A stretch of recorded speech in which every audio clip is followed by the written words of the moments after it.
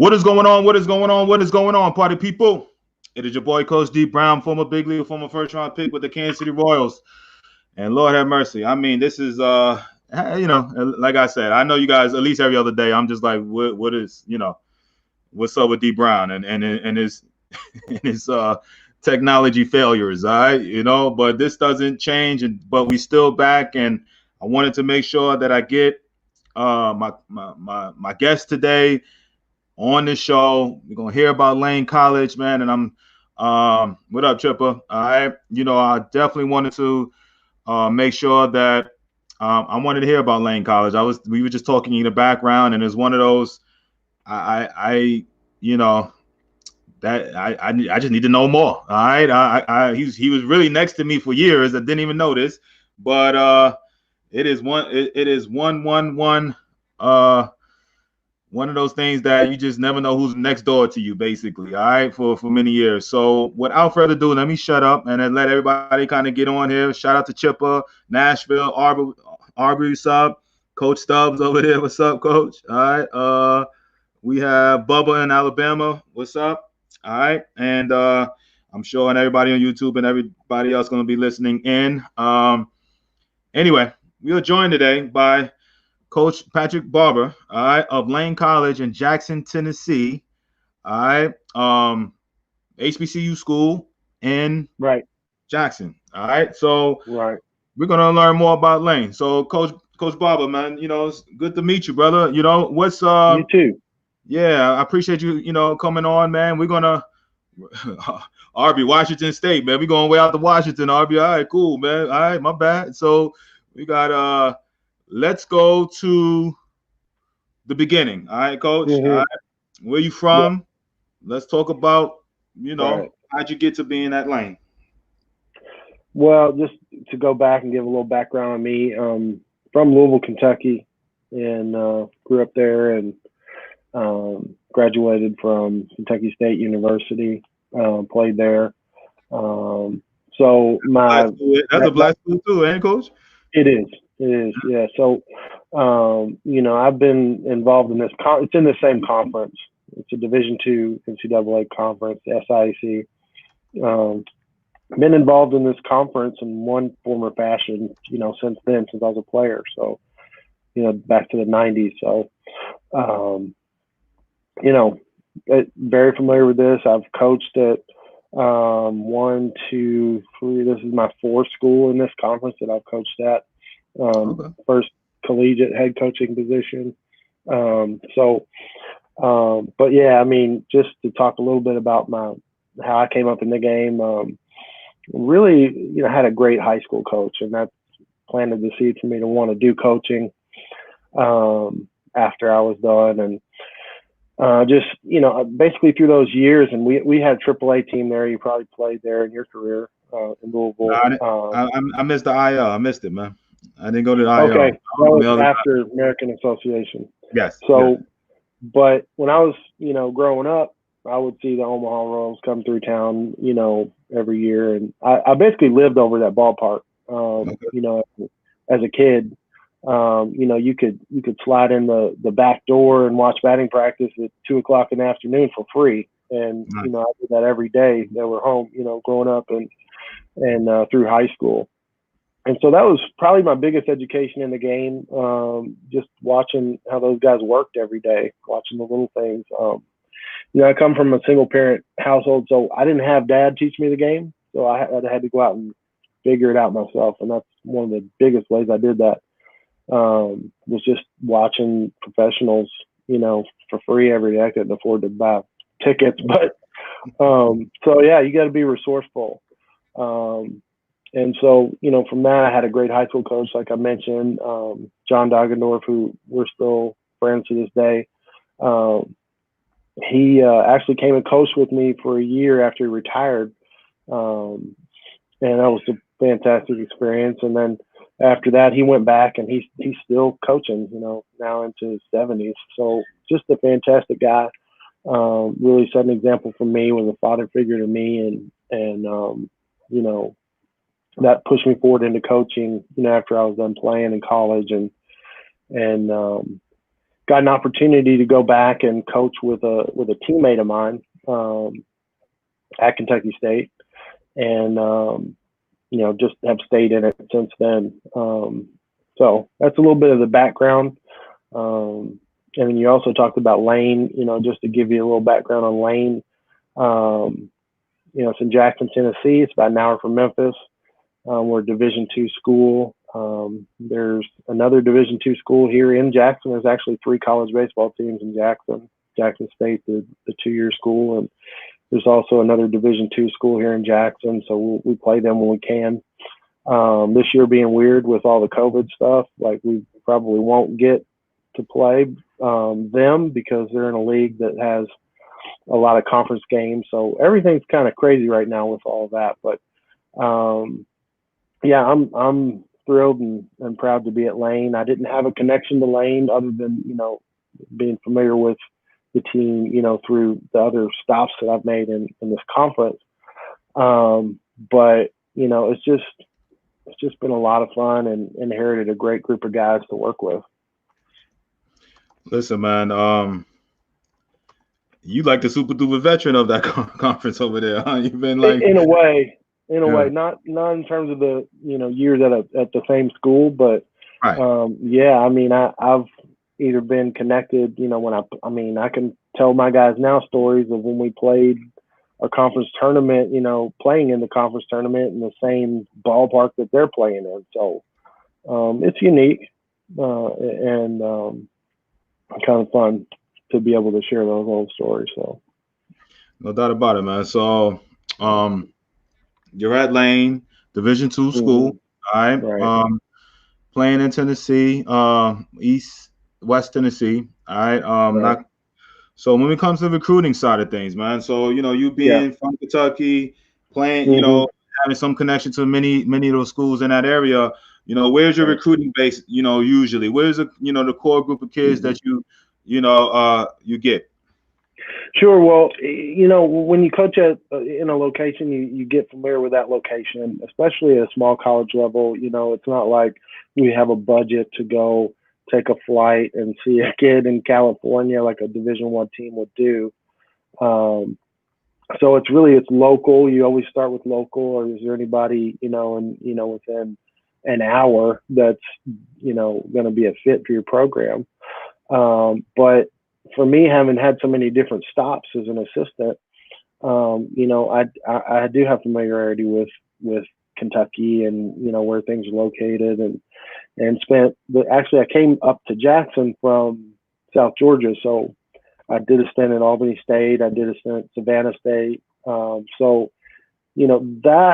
I would say those last few years were what really opened my eyes to what we can do recruiting wise, even at a small school level, because there are areas where there's just so much talent that there just aren't enough spots for.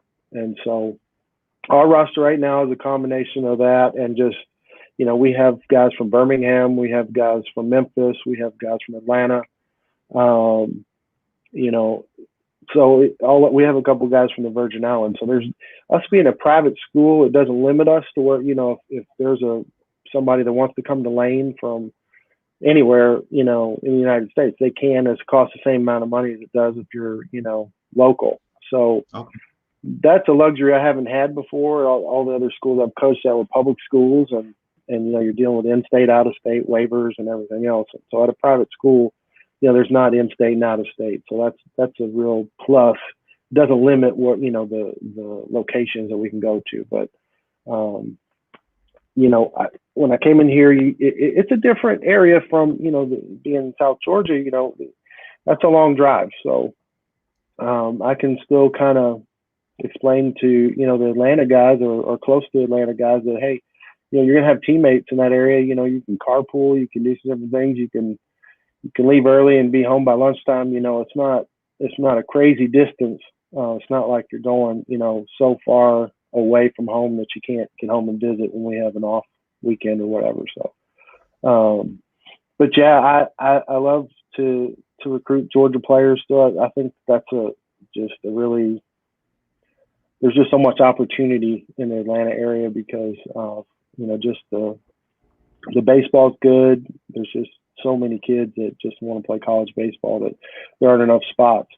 And Memphis too. Memphis, there's a lot of kids that are overlooked in Memphis too, in my opinion. So we always want to, be open to Tennessee kids, and because there are some things that Tennessee kids are entitled to, financial aid wise that we want to take advantage of. So, could you two things? So I know you say you're private. It doesn't matter if you're in or out of state when it comes to tuitions and stuff like that. Can you what is the tuition cost when it comes to Lane? Right. And also for those Tennessee kids, I want you to explain that too. Sure. So our cost, for everything, room and board included on campus is just over $19,000. So if you're on campus, it's that. If you're off campus, let's say you want to, have an apartment, your cost would be just over $11,000. That's for this full year. So if you get Pell Grant and you have a good GPA in high school, you're almost home. And we haven't even talked about an athletic scholarship yet. And then we're also a UNCF institution. And then Tennessee has some state money that, a lot of kids, they think JUCO is the only way to go on that, but we can still participate in that as well. So, but not to gloss over the academic piece. I mean, so many high school kids don't appreciate the value of the money they can get just by getting GPA in high school. I mean, I certainly didn't. And that's one of the things that whenever I get a chance to talk about it is, hey, get your GPA in high school. It's just going to be free money when you get to college and less debt when you're, done. So Lane has academic scholarships for students starting at 3.0. Coming out of high school, and then the UNCF scholarships, you can apply for general scholarship there starting at a 2.5 even. So, it's very, and you can, let's say you don't meet that coming out of high school, you can get into it after you start college. So even for those guys that we bring in that aren't 3.0 students out of high school, I encourage every one of them, hey, get a 3.0 while you're here. You can jump in after your freshman year. So. All right. Couple questions. That's my boy Will Jackson says, let him know we have prospects down here in Palm Beach. We got my boy Charles. Shout out to my boy CT out in Australia. He says they got international connections. Have you ever looked internationally? Right. Well, I don't know if I mentioned it earlier, but I do have two. Now this isn't international, but we do have two guys on our roster that are from the Virgin Islands. That's still U.S., but it's a little bit more challenging on international, like true international Dominican. I mean, I have a coaching friend of mine that brings Dominican and Venezuelan prospects up, and not just to us, but to have colleges look at them. And we would love to have those players available to us, but if you have citizenship, it opens a lot of doors, obviously with financial aid and what our school can do. So the way our and a lot of private schools, small schools, we're about 1,200 students. The way their budgets are set up are really designed around, U.S. students that can get financial aid. It doesn't mean they won't accept you as a student. It just makes it more challenging for us to get all the way home on paying for the bill. So,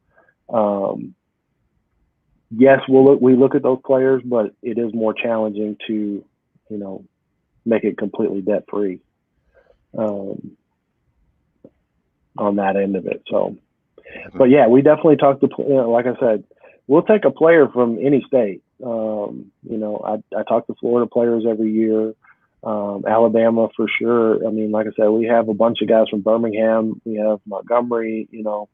Throughout the whole Southeast. In a comfortable driving distance to you. If a player from Washington reached out, we're going to look at anybody. Like I said, there's no limit on who we'll look at. It's really more. I'm not going to take a trip to California to try to find students that never heard of Lane, because that's going to be a lot of spinning my wheels, So it's that. But if you're I mean, I've heard from players in Texas and, that have had some kind of a family connection to the area or to the school. And we're definitely going to give them the same look that we would any other player. All right. We have some questions coming in, Coach. All right. Bubba in Alabama says, so when there are more players than spots, what is the separator for you than on who to choose? Right. So I'm not saying that this is the right way to do it. This is how I do it. 10 years ago, I would have answered this question differently, but I've learned that pursuing the player that is maybe more attractive athletically, first and foremost, and putting that at the top of my checklist is the wrong answer for me.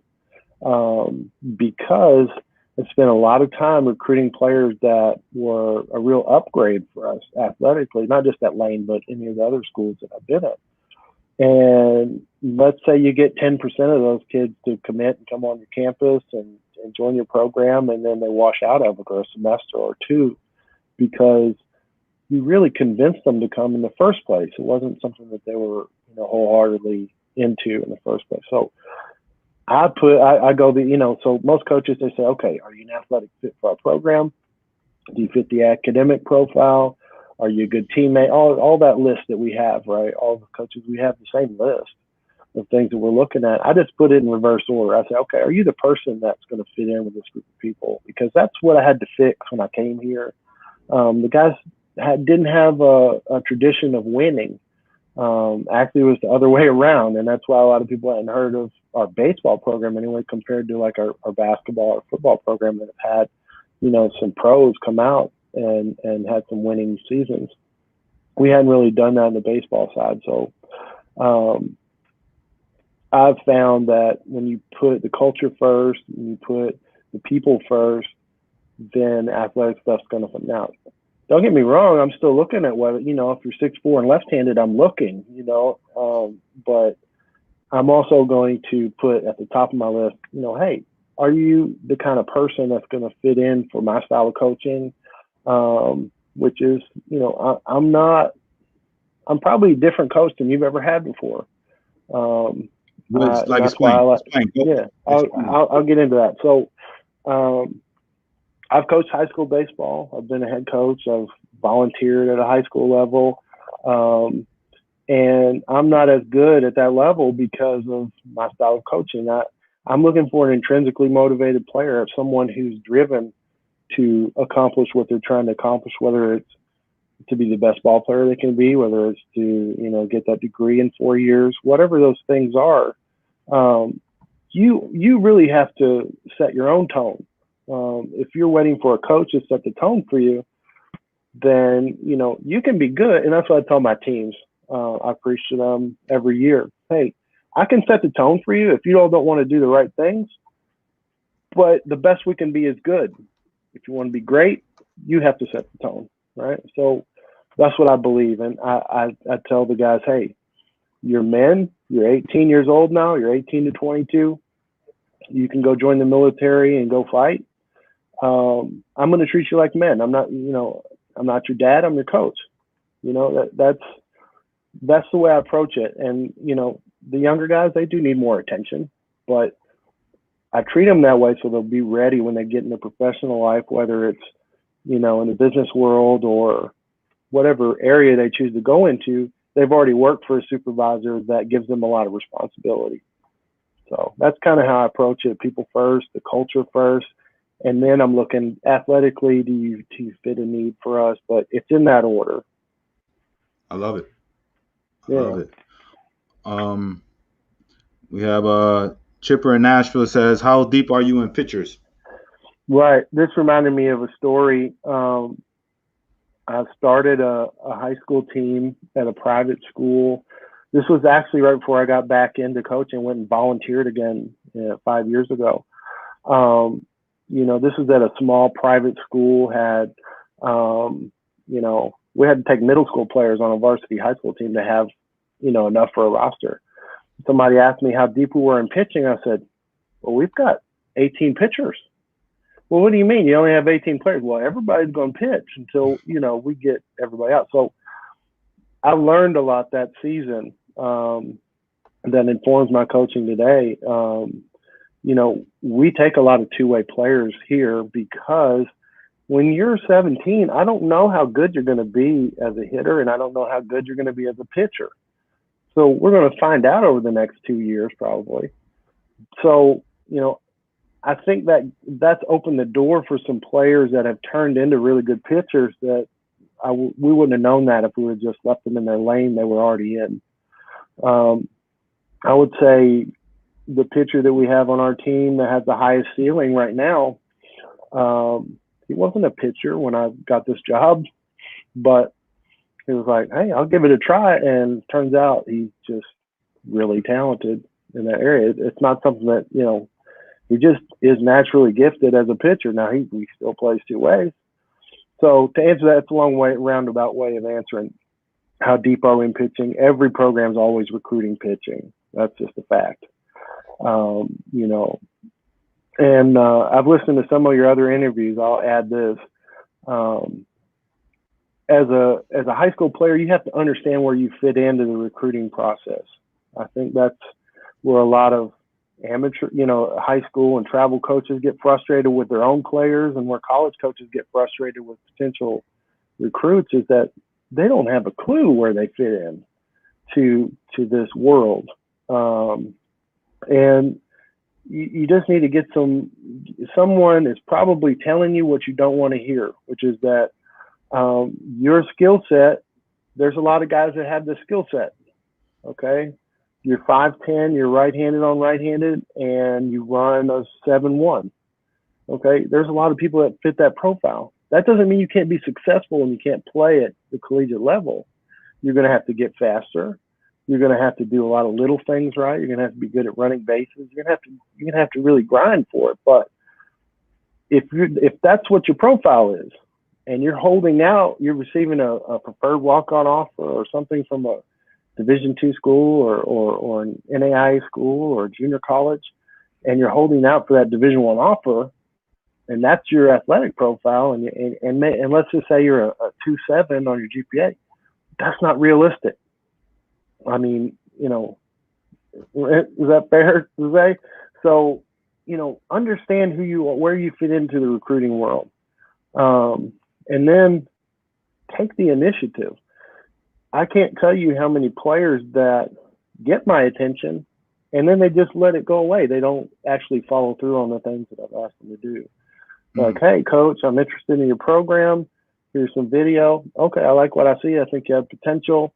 What I want you to do is I want you to come back at me with some questions about our program and whether it's a fit for you. And they don't hear from them in 2 weeks. That's a mistake. That's a mistake. You have to look at it like you're interviewing for a job. If you're trying to get a job, you wouldn't wait, if they called you back and said, hey, we're interested in hiring you, and then you wouldn't return the call for 2 weeks. That doesn't make sense, right? So you have to approach it that way. You have to understand that baseball recruiting is a lot like trying to hire staff for a job. We have a job to do, which is to fill out a baseball roster. And, you need to approach it that way. I'm glad you said that, man. So basically you want to take responsibility. So what happens, if a kid starts off interested and then he starts getting other attention from other schools and stuff like that, right, he starts putting things off and putting, right, and leaving any type of school that, he started off very interested. And I deal with that too, right, for my own kids where, they don't have nothing, and then 1 or 2 schools reach out and they're all super excited. Then now 2 or 3 more, right, come, and then they just brush off these other schools that just started. And right, how do you, again, I deal with it, I'm saying, from certain parents and when the schools, and then, right, you work hard from a coach and be like, yo, I got this particular school interested in you. And they kind of, all right, coach, whatever, start giving you the whole whatever and waiting around. And then they want to come back at the end. Sure. How have you dealt with that? Right. Well, I don't anymore. I used to chase players. Like I said, my answer from 10 years ago is different. Um, I, it's not like I just drop them the first sign that they don't understand the process. No, because I get it. I didn't understand the process either, when I was your age. And it's not like there's one spot that, there's one book you can pick up that says, hey, here's how you do this for baseball now.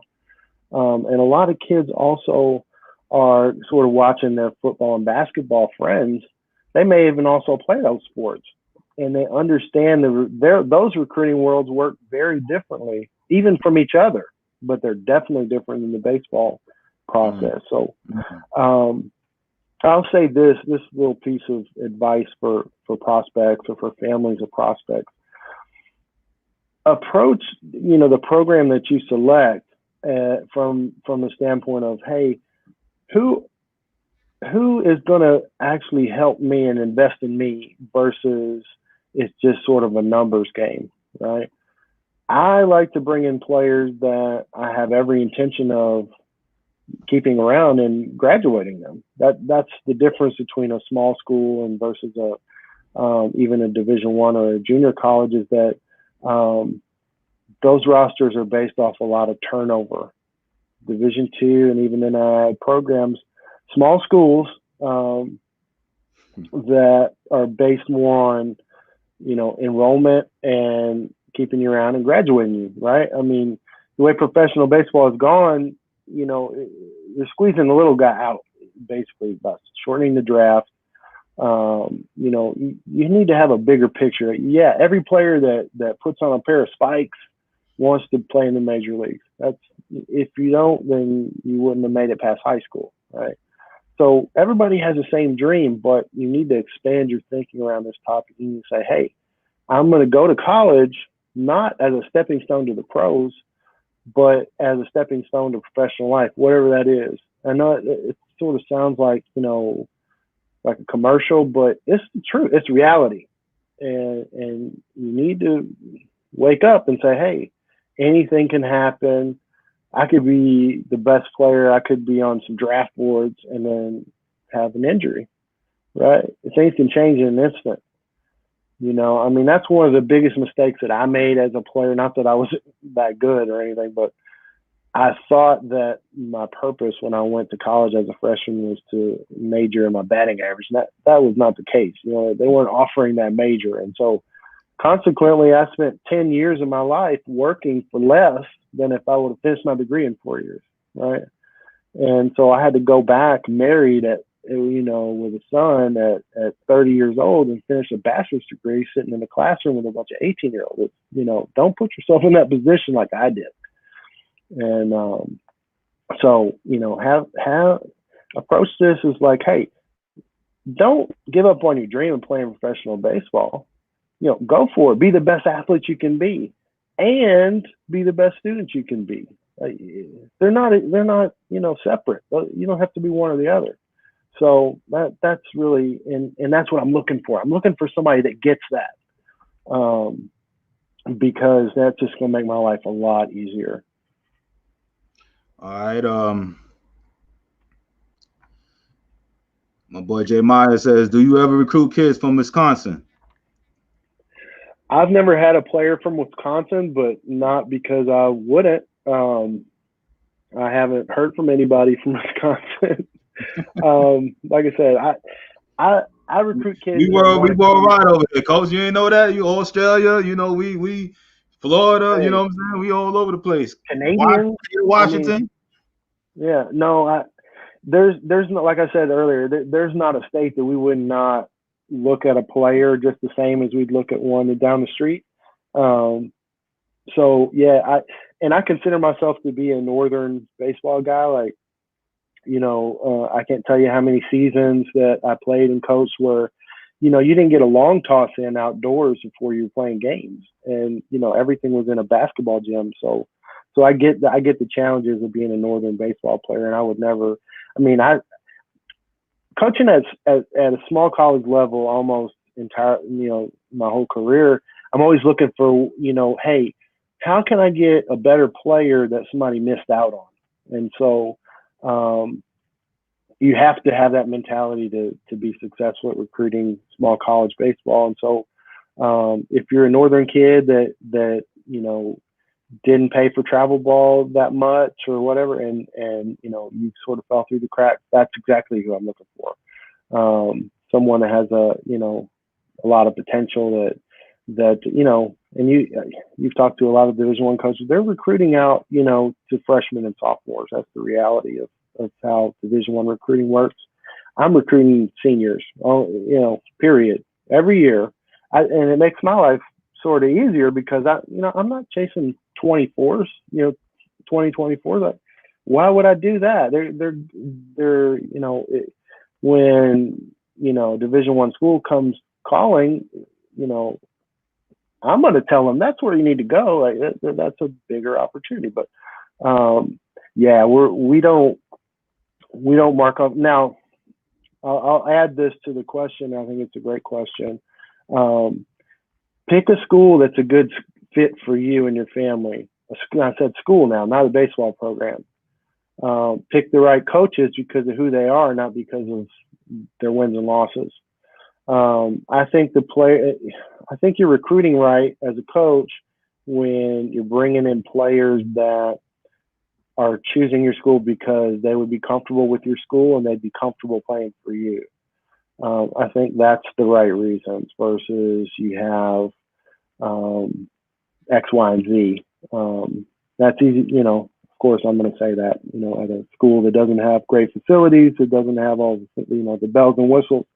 But what we do have is, we are investing in our guys day after day, like personally, we're in the mix. We're working with you, individually because we got to get every last bit of talent out of our guys. It's not an option. So, and I have a fantastic assistant coach. I have to mention him. I don't know if he's watching or not, but he played for me at Savannah State. He works tremendously hard. Get to know the assistant coaches in the recruiting process. Get to know the head coach. If the head coach doesn't have time for you, that's probably not going to be different when you get there. But choose the right people, both academically and athletically, because that's how this really works. This is a relationship business. If you don't have good relationships with the people that you're getting to know, and I think that's how you get to the point where you forget about certain schools that maybe showed you some interest in the past, and you get some bigger, shinier interest, and you kind of forget about, oh well, yeah, I had a good rapport with those guys, but it's the same for us. It's easy for us to lose touch. So think about it like, hey, I've got to keep my name and the things that I have to offer in front of the coaches, not the other way around. And so if you do like what I was talking about, where you forget to follow up for 2 weeks, your name is, like, okay,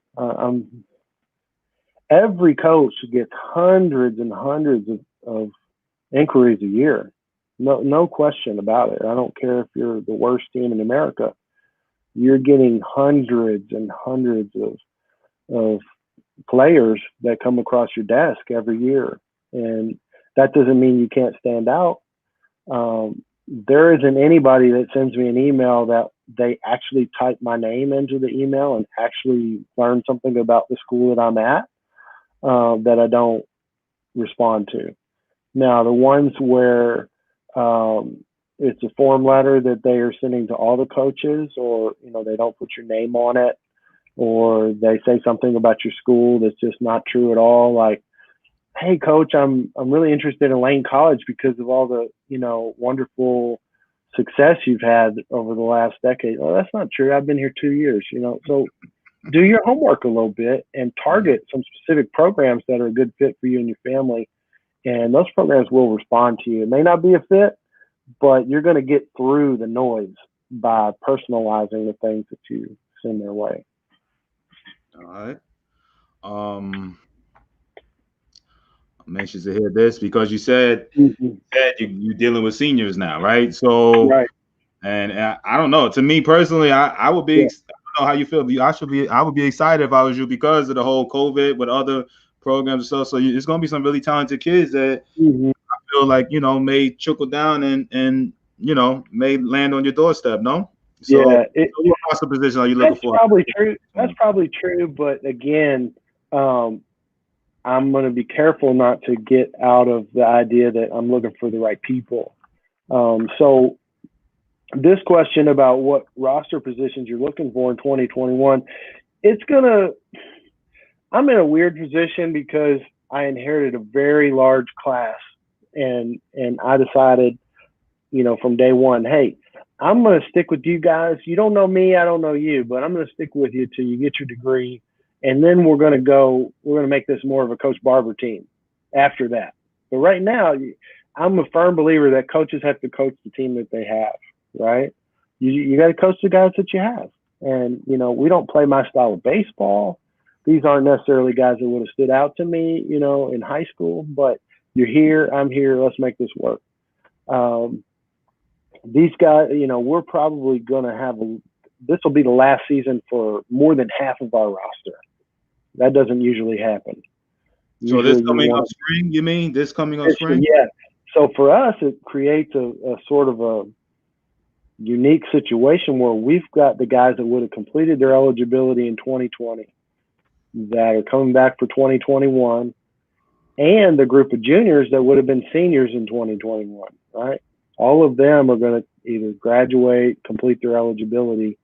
And so, you know, for our team, for our program, we're going to be looking to kind of not start from scratch. There's some, you know, underclassmen that are, you know, you have to make a point to bring in certain things every year, pitching, catching, and, you know, just guys you can't pass on, right?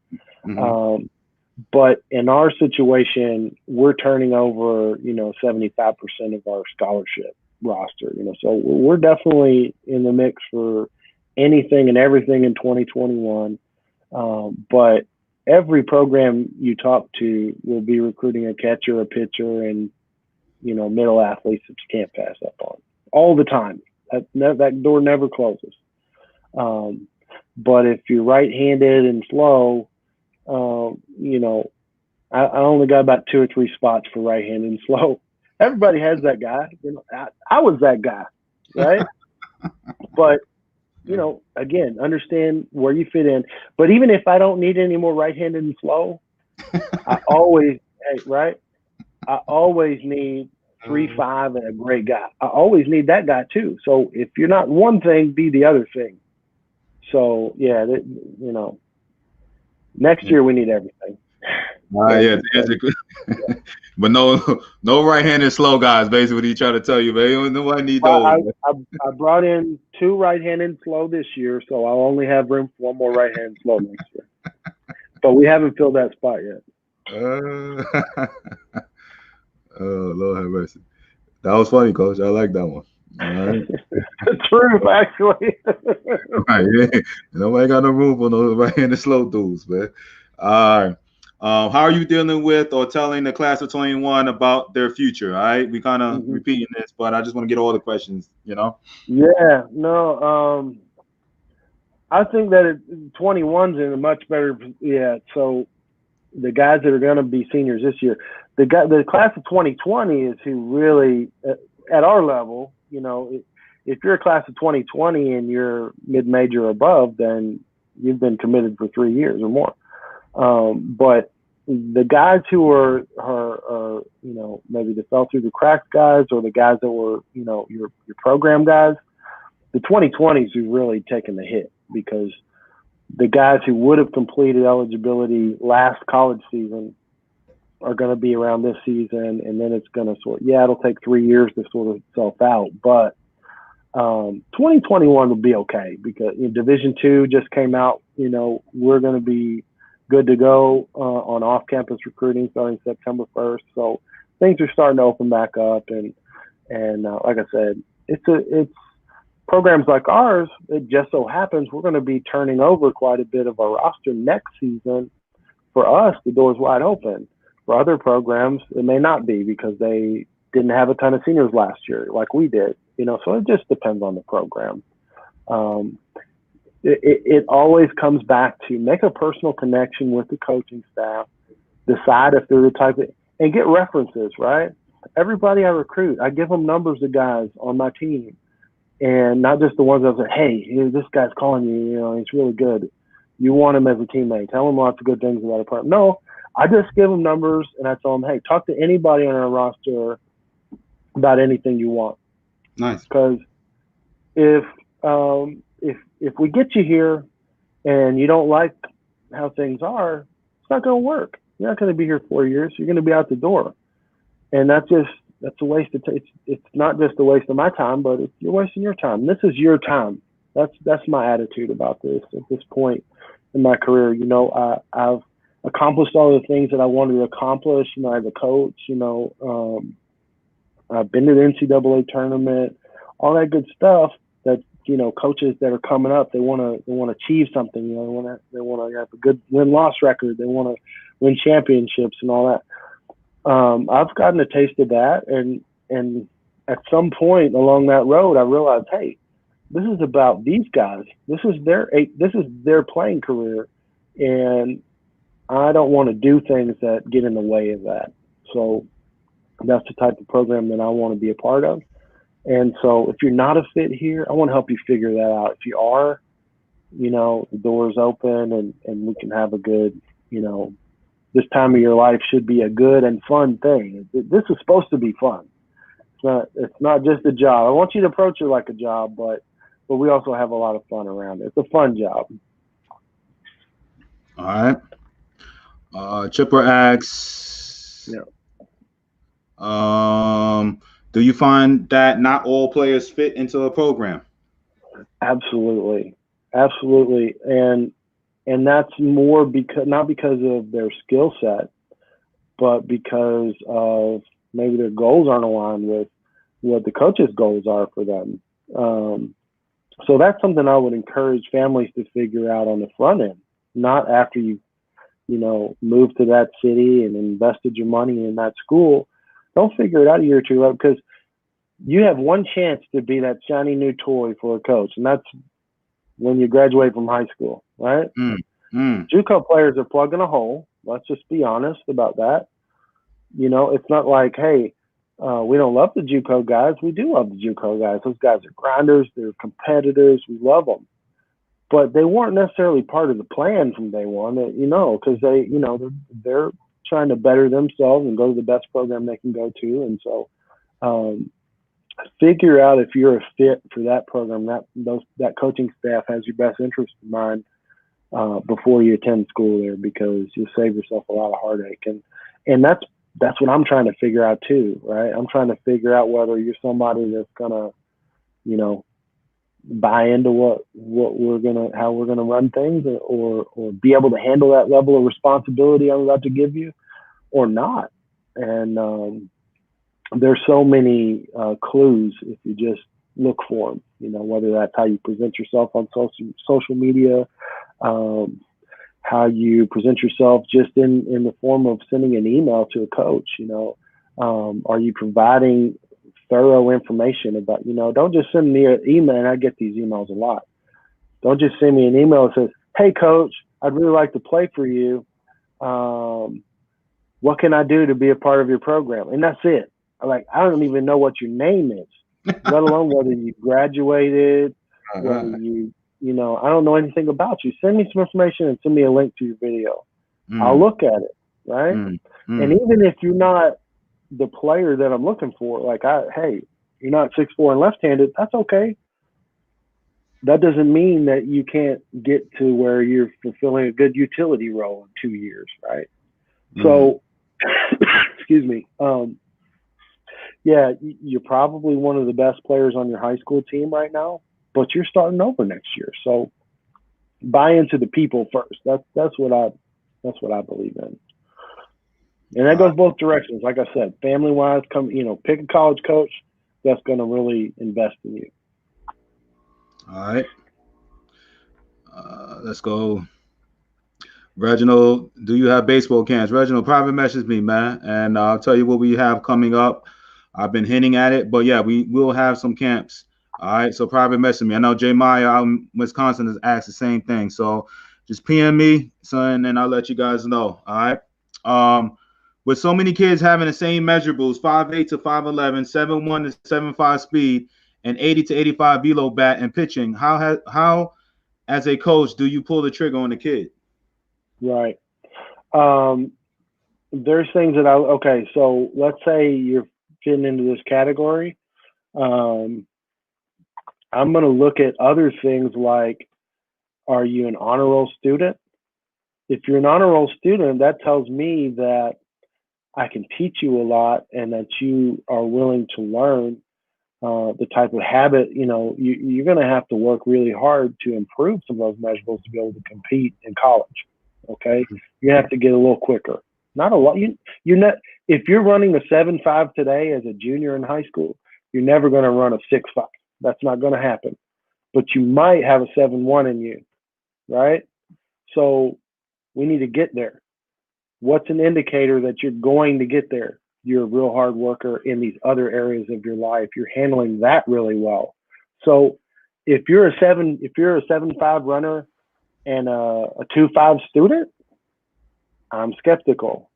I'm skeptical that you're going to become a 7 flat runner, right?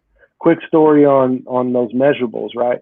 And I keep this in the back of my mind all the time. When I was in your position, high school player, when I went to camp at Florida State University as a 16-year-old, I was one of the 10 slowest people in the camp out of 100, right? And I ran a 7.1, okay? Nowadays, and I went back as a coach, 15 years later and staffed a camp at Florida State University.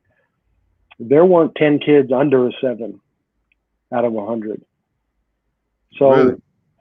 Yeah, that just goes to show you how much times have changed, how much activity levels have changed, how much athletics have changed. Where I'm surprised by that. So you're saying it was not 10 kids that were under under a 7? That's correct. Wow, that's correct. And I've found that to be that holds up in a lot of other camp environments that I've been at Florida State too. At a Florida State, right? And this is at a place where, wow, it's not like you came to Lane College camp and you only had 10 kids. Hey, at the Lane camp, which we don't have any camps, but if we had a camp, we probably would have, some fast guys. But yeah, I mean, it's not just about. One of the best center field and straight steel guys that I ever played with was probably a 7 flat because he did it right. Okay, so it's not the whole story. It's not just about measurables. Which kind of gets lost in this technology shuffle these days. But I'll tell you my technology story real quick because I hear that come up a lot. I would say this was more than 10 years ago, but I was trying to use video for guys, as a hitting coach and say, hey, let's look at some of these things we're working on, so you can see what you're doing, not just hear about it from me. And I spent about 6 hours editing down video for the entire squad for the next day. We were having a team meeting and the whole project crashed, lost all of it. And I said to myself at that point, I have to learn more about technology because this is just dysfunctional. Right.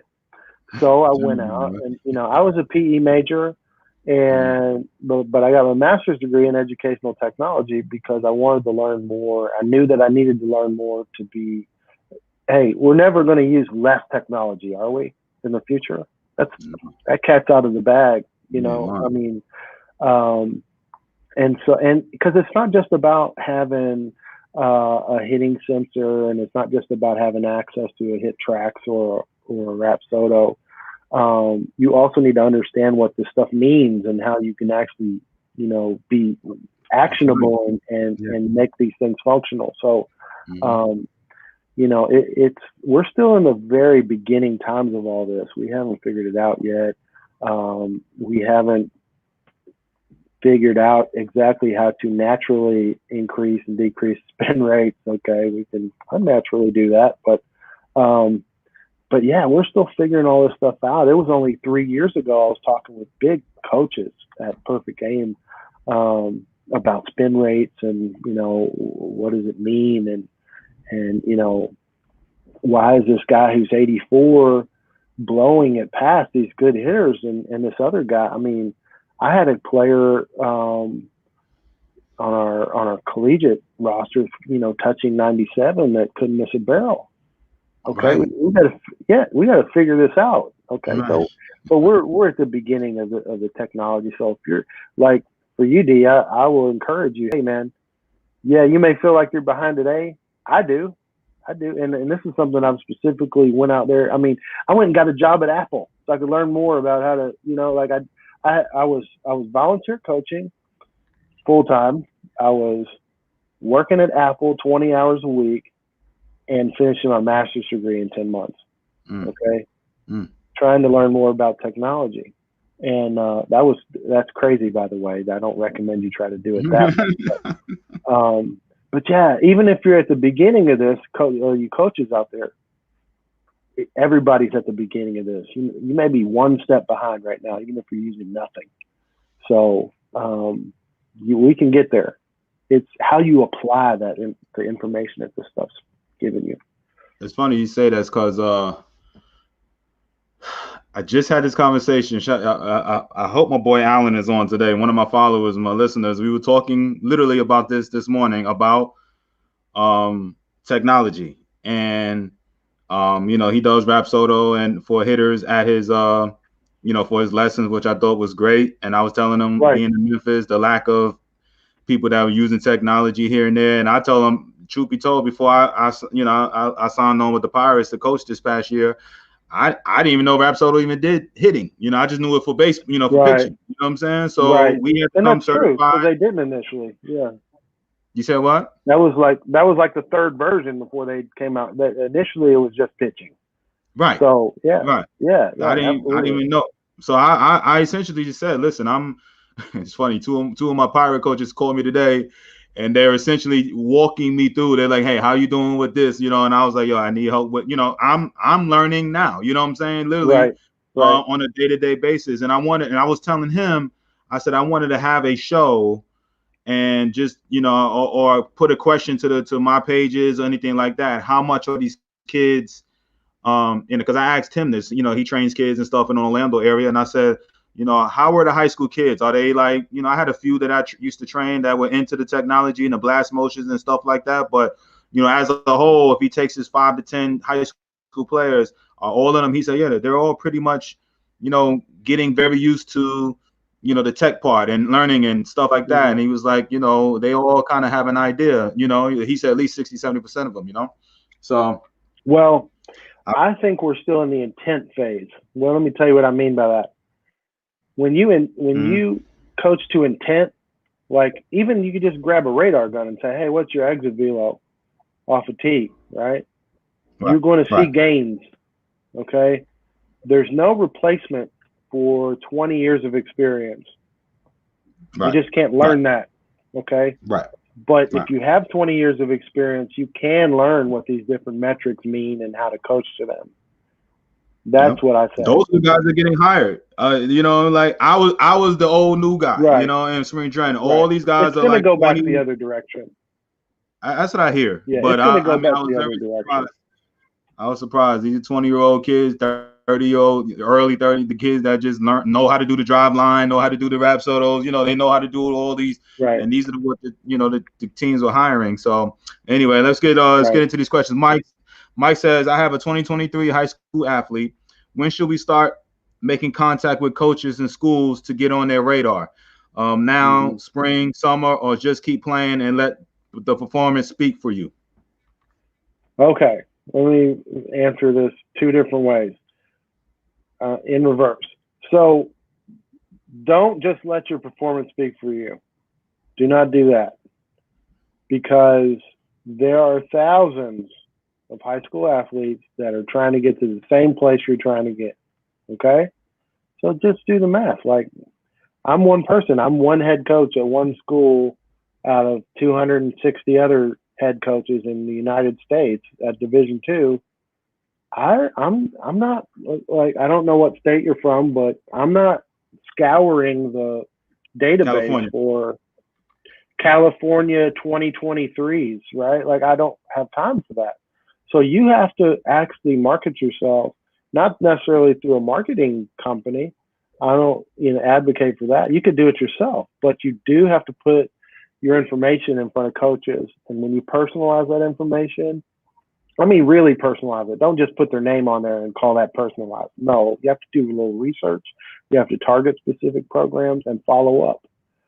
So those are the things that you need to be doing. When do you start doing that? I'll tell you when it's too soon to start doing that, when you're in middle school. When you're in high school, that's when it's time. Now, you're not going to be sending, me an email every other week if you're, a freshman in high school this year, because you're wasting your time. I'm not recruiting you yet. But if you're someone that fits the profile, that Division I is looking for, yeah, you're probably a little late, actually, because like I said, they're already well into their 23 cycle. So, yeah, not too soon. And, like I said, target a range of schools that would be the right school for you. Don't get hung up on level. Get hung up on, hey, great program, great people. That's what you need to get hung up on. I think that's with this.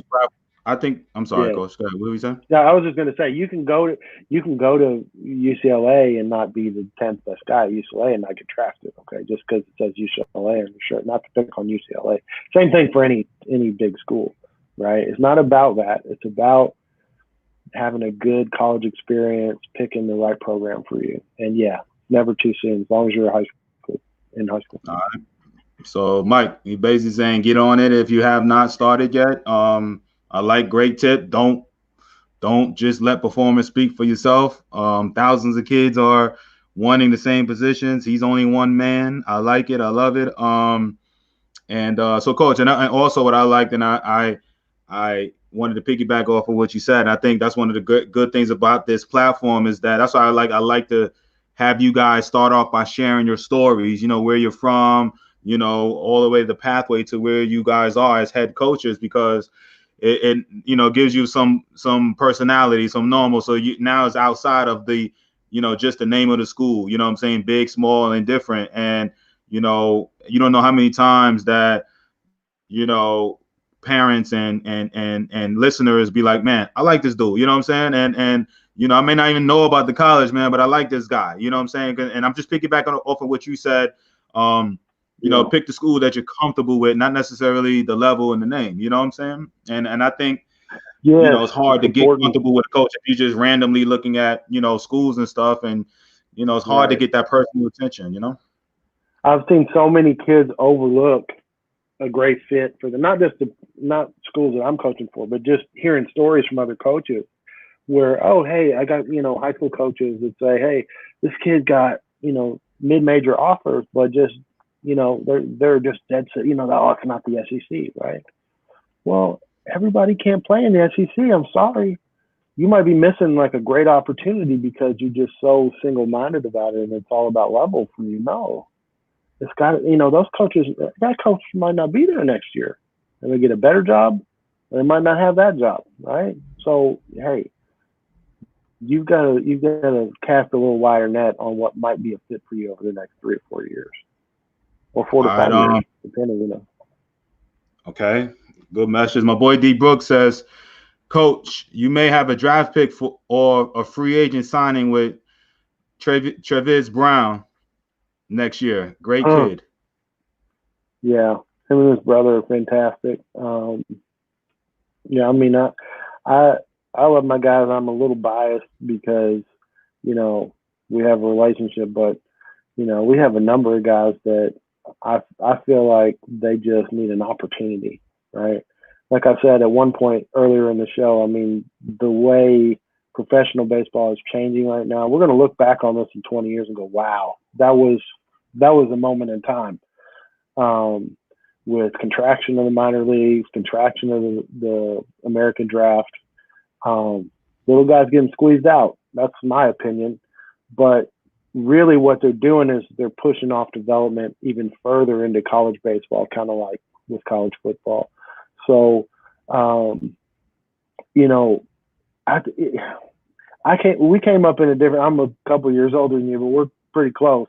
We came up in a different time, man. I was looking at the draft from 10 years ago when it was still 60 rounds, if I'm not Yeah. mistaken. I mean, I think you right still around 10 got is to, when they started. It's yeah, still right like around 40, but yeah, right 2010 or around 10 so. to 15. Yeah. Yeah. And yeah, the Yankees were still drafting 98 players. I mean, it was a different time, and international baseball was not what it is today. So, of course, especially coming from the schools that I've coached at, these guys deserve a look. They deserve 50 at bats somewhere, because I mean, I've seen it. I've seen it with my own eyes. I've seen these guys hit the ball 450 feet. I'm not making it up, right? Like these guys have potential, and they love the game. They absolutely love the game. Okay.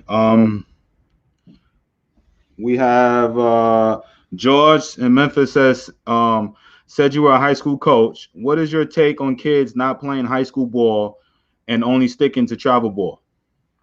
Yeah, I'm gonna show my age here. Like that wasn't a thing when I was coming up. Like so I'm biased. Like I think that um, high school baseball meant a tremendous amount to me, and what I got from my high school coaches. High school coaches are by and large what the way things used to be. Like they're in it for a career. They're there to help kids, and it's less of a business oriented thing. I mean, they're there to teach life lessons and to help you get better as a student and athlete. So I'm pro school sports all the way.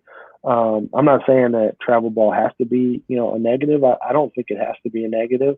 But if you're somebody who's looking at opting out of high school sports for only travel ball, I don't relate to that. I'm not telling you you're wrong, but I don't relate to it just from my own personal life experience as both as a coach and as a player. Um, excuse me. Um, but I get it. I do understand. If I've known of players that's a tough decision that they have to make. But I don't think that you have to make that decision. I really don't. I think that you can do both, and I really here's something specific that I don't like about that trend. Um, I believe that you learn that winning is something you learn how to do, not just hitting in a test tube or pitching to velocity or metrics. Um, Competition, right? I mean, can you make that last second shot as a basketball player? Well, you don't know until you do it. Can you execute a 3-2 pitch? For the last out of the game. With the bases loaded. I didn't know till I did it, right? Well, if you never even participate in that team that's trying to win whatever your local trophy is, like I care about those local trophies because I think it says something about you. It informs your future. It really does, whether you win or lose. Being in that position is invaluable from a competitive standpoint. I grew up on The Mental Game of Baseball. I don't know if you read that book, but I picked that book up when I was a freshman in high school. Right, it just came out, and it's over 20 years old now, but there's so many things about competition and mental game that you get from actually competing for wins and losses versus exposure. Those are winning and exposure. I need some winning in there. It's part of your DNA as a player.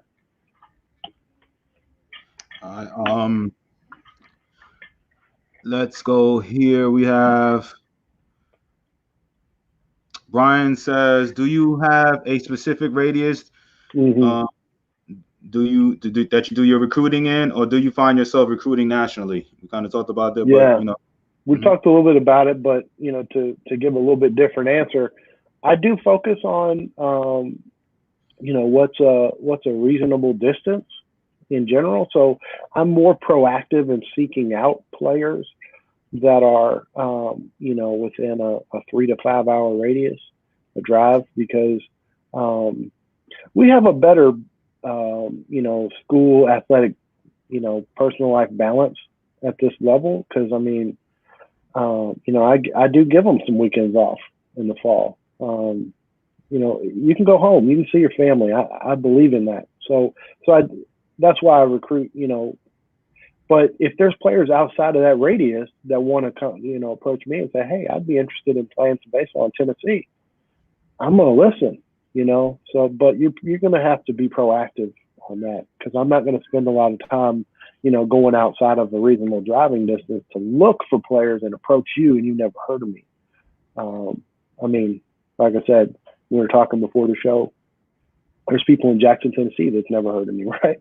Never heard of playing baseball. So I'm certainly not gonna spend our time, trying just searching out talent, all over the place. But you're welcome to get in touch with us, anybody that's outside of that radius, and that's pretty normal for small college programs. That they're gonna have their local area that's a good fit, guys that can get home. All right. Went out right there. We have let me see this.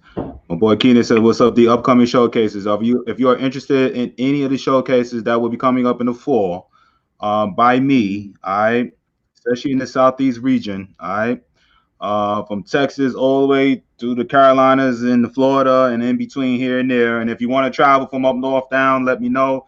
PM me, private message me, and I will give you preliminary locations and what we are planning on doing. All right. So everything is not finalized yet. So I don't want to say boom, but we have some things. I talked to coach behind the scenes about some things, what I'm saying, that I was doing. And just PM me. And if you're interested, especially my 2021s, my 2022s, all right, that are uncommitted.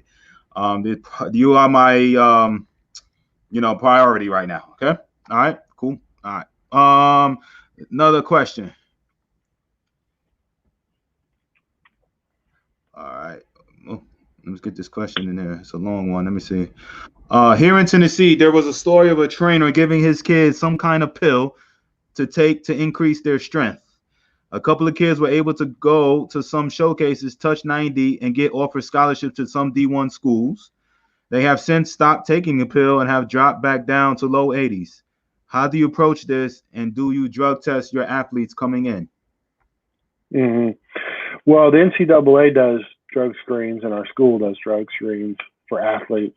So we certainly comply with all of that.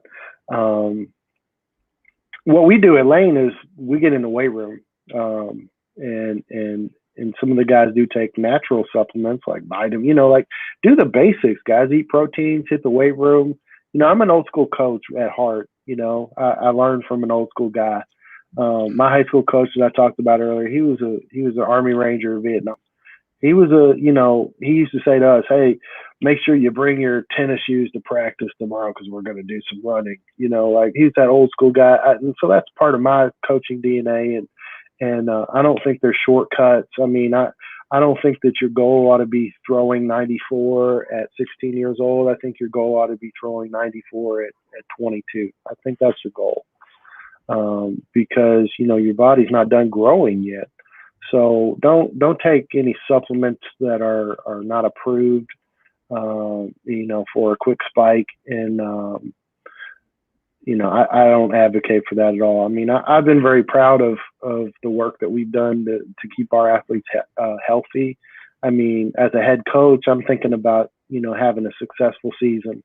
That's the way I think about it. I think about, hey, this is what we need to do with our workouts to get our guys ready to go when the spring season rolls around so that they can play a 50-game schedule and stay healthy and have no major injuries.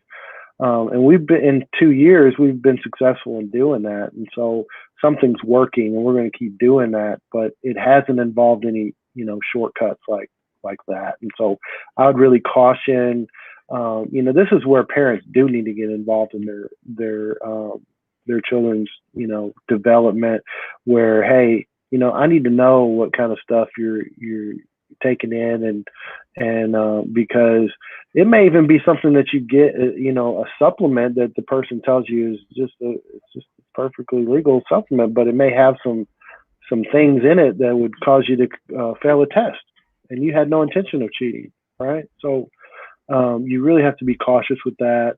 Stick to the basics, and when the higher up you go in the game, you'll be able to get involved with a higher level of professional person with your nutrition. But when you're young, keep it simple. Eat a good diet, work out, follow your coach's directions, and be wary of anybody who's having you try something that you never heard of before. You need to do your research on that. All right. Couple more, coach, and now we going over an hour, and I done had you locked down here for an hour and 45 minutes waiting on me with my technology. I'll Speaking of talk about technology, baseball all day. Yeah. All right. All right. Let's go. Isaiah in Florida says, "What's the cost to go to Lane College?" Right. On campus is just over 19, and off campus is just over 11. So, like I said, Lane College is a UNCF institution, so you can get scholarships there. Lane does have academic scholarships. We do offer athletic aid at Division II. So there's a variety of ways to get your school paid for, especially if you work hard in the classroom. All right. So no camps right now because of everything's going on. 2021s and Right. further wide open. All right, for the parents, just kind of recapping. For the listeners that came in a little later, so we don't, Coach don't necessarily have to repeat himself, and it's fine. I mean, I know he doesn't care, and I'm just, but and then it also helps me with my questions. And 1,500. That's a very small school, Coach, right? 1,500, if I'm not mistaken, is what you said, right? It is. Actually, it's less than that. It's more like between 12 and 1,300. So, oh, wow. Small class sizes that you actually get to know the people that your professors, and I think that's a real positive. I've been a part of much bigger schools, and not that that's a negative either, but there's a feeling here that I haven't had in any other schools that I've worked at, public schools, and it's a traditional college experience that I think is very positive. All right. What about Coach? Explain to the Division II level the amount of scholarships that's you guys get at Division II, just for some of my parents that don't understand that. So if you can explain, I don't even know if you're fully funded or anything like that, but can you explain the scholarship aspect of it? I'm going to give you an interesting answer to that question. And anybody can look up what the rules are, what the Division II, you get X amount of scholarships. The reality is many of, especially HBCU programs, aren't necessarily working with 100% funding. We're constantly trying to find ways to package scholarships to make college affordable for our students and guys that we want to recruit. So, we're not fully funded. We do have some funding, and I'm thrilled to have it. But I'm not aware of too many schools in our league or even at other Division II programs or Division I programs that there's many Division I programs that are not fully funded for scholarships. And the limit is way too low, right? They get 11.7 and they're only 50% funded. Even if you had 11.7, you couldn't. It's not like football and basketball where you're getting the equivalencies. So at Lane, they really made a step several years ago to enhance our athletic programs and improve the athletic aid that we're able to offer. And so it really has made a difference to be able. I've worked at programs in the past that if you were getting more than books, you were really doing something. And so we're not in that position here now, but yeah, it's college baseball is just not funded in the same way but particularly an HBCU school. Now, having said that, I'm not saying that as a negative. We also, we can participate in things like UNCF scholarships. So if you have at least a 2.5, anywhere from 2,500 to 7,500 you can get from the UNCF for the various programs that they have that aren't available at your public school down the road. So we make it work, and it's paying for college is just, it's really escalated over the years. I'll date myself here too. I mean, when I was trying to get a little scholarship, when I was playing, tuition for a semester was $1,200. Okay, like that was a long time ago, but here we are 20 years later. It's much more. So I understand that. Our schools have a high percentage of students that are Pell Grant eligible, and I would fall into that category. Full Pell Grant kid, and nothing wrong with that. But it's not like, hey, I got a baseball scholarship and I got a full ride. Like, we just don't even use that. That's not a word that we use, full ride, right? I'm not allowed to use that word. So yeah, we don't do that. Not because we don't want to, not because we think any less of you. I mean, I have at least, out of the 25 players who are on the active roster, I think at least 24 of them are worth a full ride to me, but I don't have that. So we try to make it work as a combination of your academics and I basically, the way I work it is on a merit system, right? I'm not giving a freshman coming in who's done nothing, the biggest scholarship on the program. That's not going to happen. So you come in as a freshman, if you get any scholarship at all as a freshman, we have really stepped out on a limb to invest in you. And so if you get any money at all, then when you're a sophomore, if you've done all of the things that you're supposed to do as a freshman, that number should increase. And junior and senior, okay? So that's the way I have it structured. I mean, everybody doesn't do it. You got like an NFL structure. It's like you gonna perform, and then like. And I'm not talking about your batting average. I'm not talking about your strikeout numbers. None of that. No, I'm not talking about stats. I'm talking about, did you show up every day? Were you a positive, energy in the locker room, in the weight room? Were you somebody that uplifts people? Then you did your job, right? That's the way I evaluate players.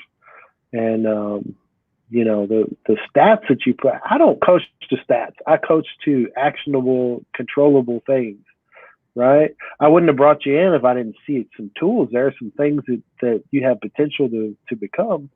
But you know what? I don't want to put a limit on what you can be either, right? I don't want to say, hey, you're somebody that can hit 350 someday. You're somebody that's going to hit 10 home runs next season. No, you might be somebody that's going to hit 20. So I don't want to put that limit on you, and I also don't want to put that pressure on you either. You don't do that. Don't put yourself into a box that way.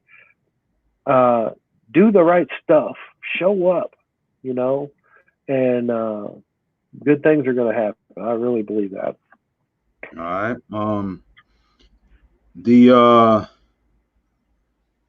My last question I'll have for you, Coach, and I'm gonna let you go about your business. With COVID, with necessarily hardcore recruiting, anything like that, for those 2021s, are you, maybe without seeing them, especially, like you said, we have guys from all over. That's already happened this year. Like this last year, that already happened. So are you? I didn't mean to cut you off. Able to offer kids or anything like that based off of really not seeing them? You know what I'm saying? Or how would you approach it? Okay, so here's how that works. Yes, to give you a simple answer, but there was a lot of due diligence there in terms of talking to coaches, talking to getting to know about their background, the other extracurricular things that, there were players that fit that description that I looked them in the eye in person on our campus after they'd moved into their dorm. Okay, that happened this year for the first time in my life. And that may happen again. We don't know what the future is going to look like, but, ideally I'd get a chance to come out and see I look back on years past, and we would recruit a player and get them committed, and then we would have to show them the love and show up to some of their high school games later. You're already committed, you're already good to go, but ideally you'd get to learn about these players, ahead of time, because that's what we're trying to do by seeing you in person. We're trying to learn the little things about you,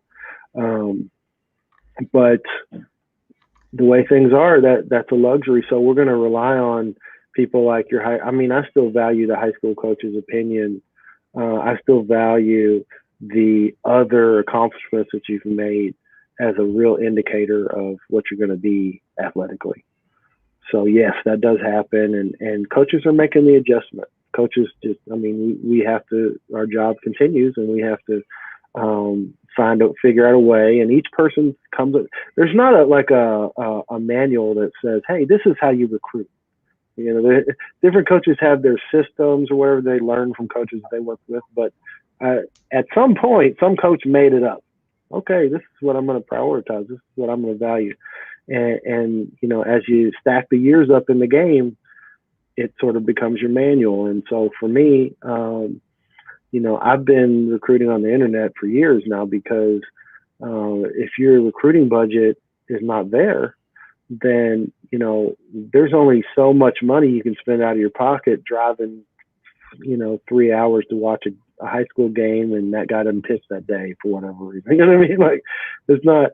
So we had to get creative years ago on utilizing. The power of a personalized message and actual good quality video. Hey, I'm gonna look at that all day long.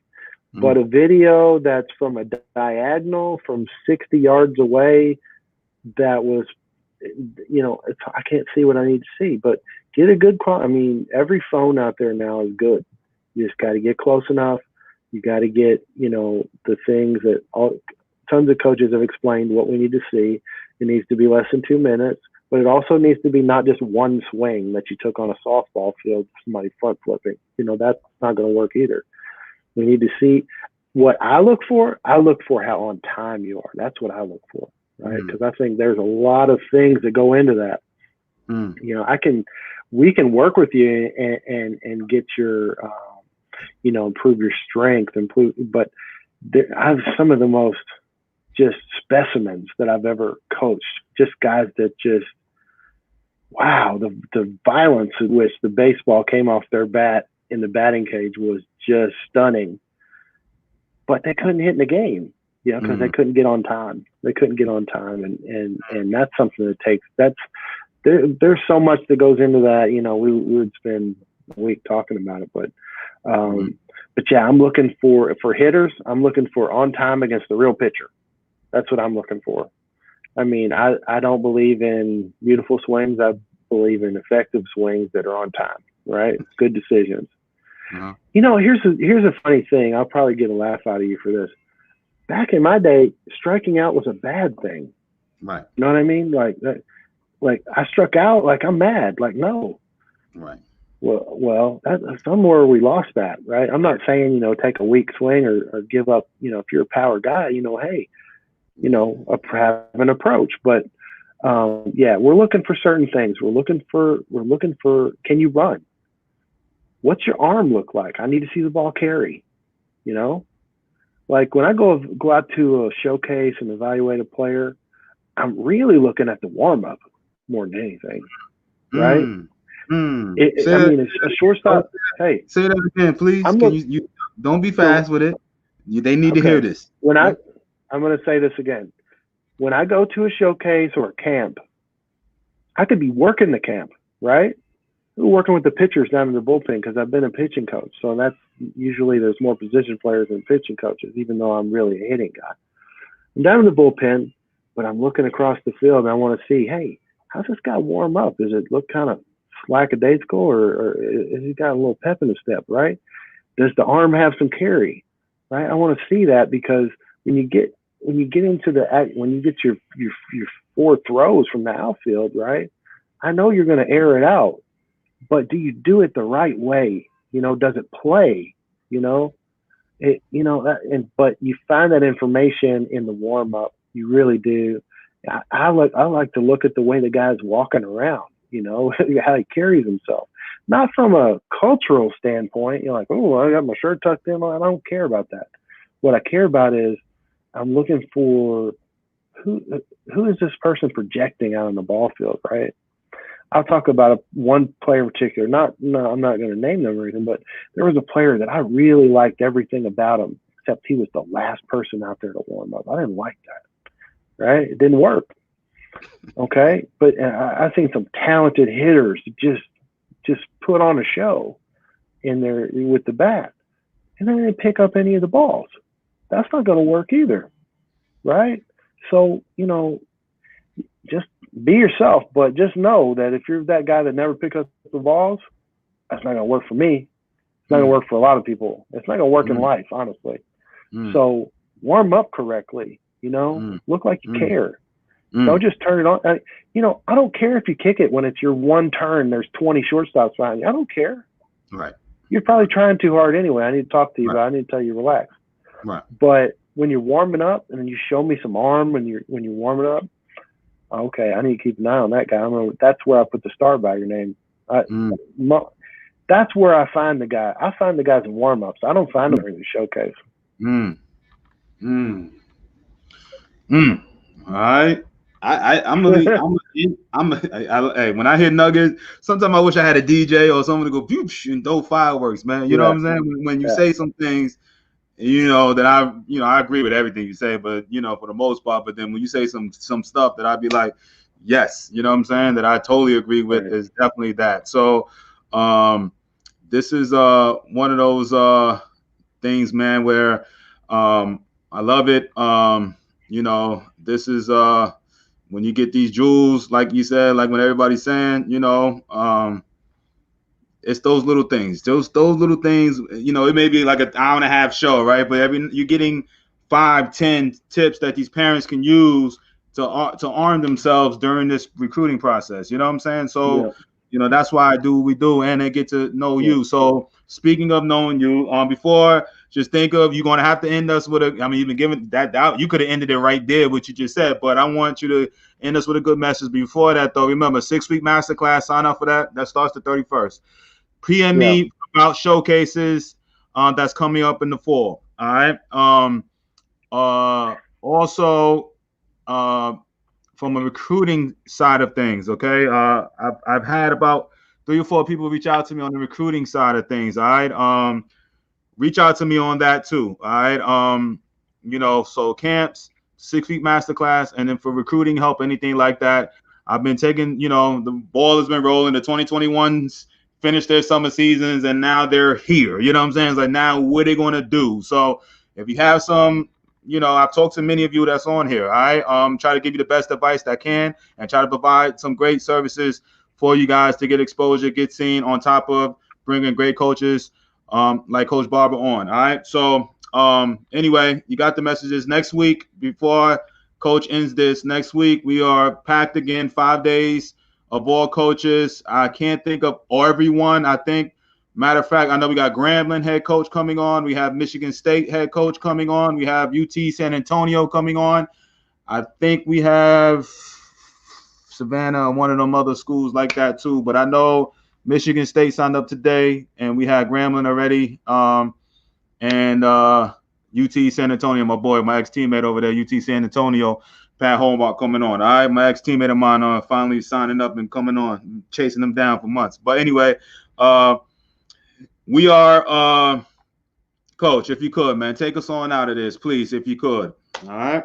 What a great message. we didn't really touch on this, but it's near and dear to my heart. I mean, I've chosen to work at HBCU baseball program specifically because of my experiences in the game. I graduated and played at one, and I'm very passionate about this issue. There has to be a place for minorities in the game of baseball, period. And that starts with coaches, in my opinion. Just like any of the other sports in basketball or football, we need representation. If you're a coach out there and you haven't done an inventory of your own hiring practices, you need to do that. I'll leave it there. The there is an elephant in the room over there. I could have brought it up and said, "Hey, you're a white guy coaching at HBCU." Right. But That's but right. when you go back and you tell me you played at Kentucky State, you know what I'm saying, and you've been in this conference for forever, I almost Right. like, all right, we can talk about a dynamic and is it, but this Yeah. is sounds like to me this is all you've known. You know what I'm saying, from a player to coach. Am I right or wrong? Well, you're wrong in that I've seen both sides, right? Uh-huh. I've been in baseball situations where the baseball people that I was around were not aware of my background, right? I'm just, appearance. Okay. So I've been privy to that side of the discussion as well. So, and that's part of my passion right now. Because I'm going to cut you off, but at least on my end, Yeah. you cut out. Yeah. Okay. If I'll you say can, it again. Say it again, please, because you cut out. I'm sorry. I think the biggest impact experiences that I've had in the game, all the way back to a player, were situations that I was privy to because of my appearance, not because the people that I was around didn't know who I was, like, my life experience and what my value system is. So those are things that really shone a light on, hey, this is a real thing. Okay. This is, going all the way back to my playing days. And so, I've been passionate about it a long time. I can tell you stories about, how that informed my thinking in the game and what I was interested in learning about and being a student of the game. And I'll just summarize, like I said a minute ago, there needs to be more minority coaches in college baseball, particularly college baseball. The statistics on that are awful. There's just no way around that.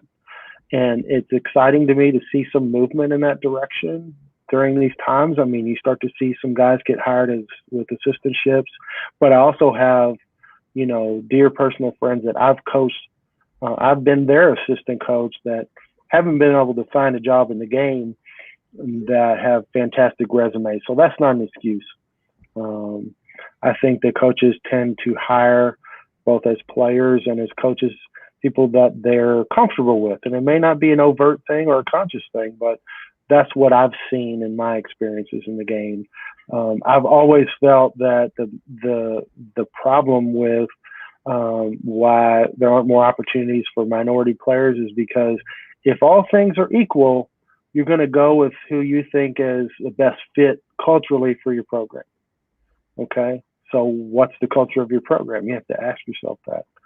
And so that's something that's very near and dear to my heart because of my experiences, both as a coach and as a player. And that's why I've chosen to coach where I've chosen to coach, because I'm passionate about it. I don't buy into this argument that there's not players available or that there's not coaches available. I know that to be untrue. So we need to push that forward. We need to, and it's not because there aren't a lot of good coaches and good positions that are like-minded, or they just haven't been really challenged to reevaluate and take inventory. Like I said, I mean, what I mean when I say that is I literally went back to 2005 and said, okay, what was the makeup of the staff that I was on? Boom, boom, boom. I had to figure out my batting average, right? When I've been in a hiring position, both as a high school coach and as a college head coach, who have I hired? What does that look like? And I'll be honest, my batting average on that's probably pretty good compared to some other coaches. Now, it's not to call people out. It's like, hey, have you really checked yourself on this? Like, how inclusive was I really? College baseball doesn't have a Rooney Rule. Like that needs to happen. We need to have some accountability around this. And I think that there's a lot of coaches that would be willing. I really do. And we're starting to see some movement in that direction. So I'm encouraged. All right. Listen, it's a lot of change all through baseball that needs to improve, and it's slowly making changes and stuff like that. Like you said, at all levels down. So, I believe in, it changing most of the time. Baseball is a Right. beautiful sport. It has provided me obviously a lifestyle, my livelihood. I still get to, do what I do because of the great game of baseball. And I wish more, of us blacks and young kids play it, and hopefully it will turn. You know what I mean? And I know the youngsters and they're coming. I know some really good ball players that are, young, that are coming through the That's system, right. and hopefully it'll be flooding, more the upper levels, Division I and major leagues. So, it is what it is, man. But I thank you. I thank you for finishing that up like that. Absolutely. We're Absolutely. gonna end this. Yeah, man. So, coach, it's been a pleasure, man. My boy Josh called me Enjoyed it. Jackson State. Coach called me right now. He must know I'm on right now. So I definitely want to reach out to you behind the scenes. See if I could be of any help to you in your programs. I'm sure.